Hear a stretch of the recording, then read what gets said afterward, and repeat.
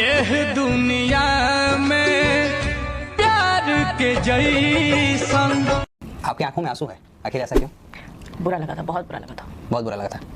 किससे बुरा लगा आपको? पूरी टीम से कह सकते। तो जैसे कि भैया ये पूरे भोजपुरी के माना जाना आस्था ने पूरे भोजपुरी को एकदम राज करते हुए, एक तरफा राज करते हुए, देखिए आज के दिन इनके पीछे इतना मुसीबत आ चुकी है कि एकदम पूरे आँख से रोते रोते रोते रोते पूरी एकदम दरिया बहवा दी हैं। तो देखिए भी अब पावर स्टार पवन के साथ ये काम कर रही थी तो एक रोमांटिक गाना एकदम पावर स्टार पवन सिंह भैया ने लेके आए, ये पकड़ने झकड़ने वाला काम करने शुरू कर दी। तो इनको आस्था जी को बहुत बुरा लगा, ये मने कर दी, ये काम करने के लिए मने कर दी। तो इसीलिए पावर स्टार पवन सिंह ने पूरे एकदम जिला में एकदम हिला कर रख दिए कि लात मार के इसको भगा दें कि जाओ, अरे तुमको मैं रात भर में स्टार बना दूंगा। जैसे कि इनको रात भर में स्टार बना चुके हैं पावर स्टार पवन सिंह ने।